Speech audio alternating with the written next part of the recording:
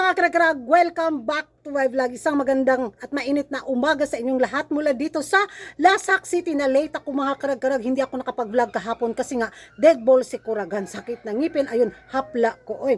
At for today's vlog nga mga karag-karag, habol ako sa mga pinagchichismisan ngayon ng mga active na mga chismosa sa social media na kung saan, nako, makiramay ako sa kasiyahan ngayon ni Maring Lupita Jones mga karag-karag. Kitang-kita nyo naman ang ating paminoposal pa-fashion na pa-outfit for today's vlog dahil nako, wagi pa rin si Lupita Jones kasi nga, ayun, nag-step down na naman ang bagong National Director ng Miss Universal Mexico. Interesting, di ba?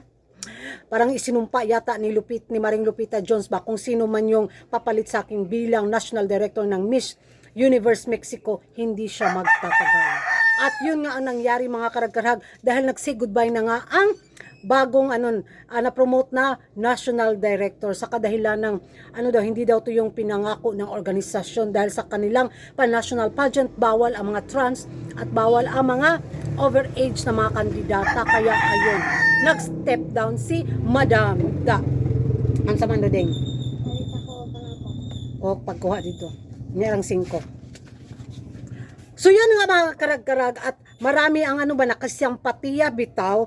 Ito daw yung karma ni Maring Lupita Jones sa Miss Universe Mexico organization dahil niligwak ganun lang siya dahil nga sa bagong pamamalakad ni Hello the Universe, ayun, ilang corona na rin ang mga kandidatang pinadala niya sa Miss Universe, di ba?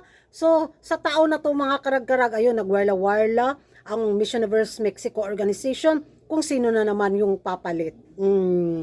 Interesting juga ayong nga chika to mga karag-karag dahil habang paparating din ang kanilang pan-national pageant at nagkagulo yung organisasyon, sana hindi sila makafocus at hindi sila makahanap ng bigatin at wapak na kandidata ang lalaban sa Miss Universe 2024 sa Mexico. Kasi pag makahanap sila ng banggiitan na kandidata mga karag-karag, ay wala, mag-short crown siguro sila, di ba?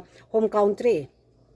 Kaya sa kaguluhan ngayon sa mga pa-national director nila, nako, abang tayo kung ano pa yung mga pasabog na mga paiskandalong lalabas, di ba? At ibubulgar ng mga nag-resign na national director sa Miss Universe Mexico organization.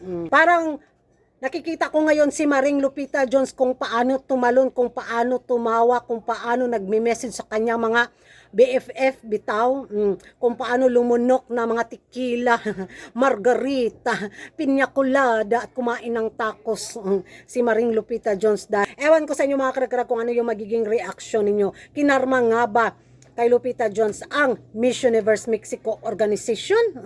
Yan ang mga karag-karag, ano yung masasabi ninyo ngayon sa kaguluhan sa Miss Universe Mexico organization? Kinarma nga ba sila sa pagligwak ganon kay Maring Lupita Jones?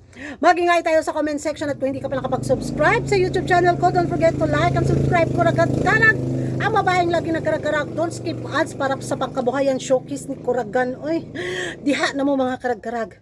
Bye-bye.